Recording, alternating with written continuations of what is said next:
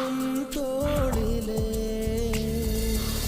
கண்ணீரே கூடாதென்றும் என் பிள்ளை வாடாதென்றும் சொல்வாயே அண்ணாலிலே இனி ஒரு ஜன்மம்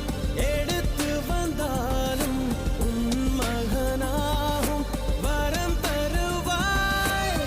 உன் வீட்டு சின்ன குயில் நீ கொஞ்சம் வண்ண குயில் நான் தானே நான்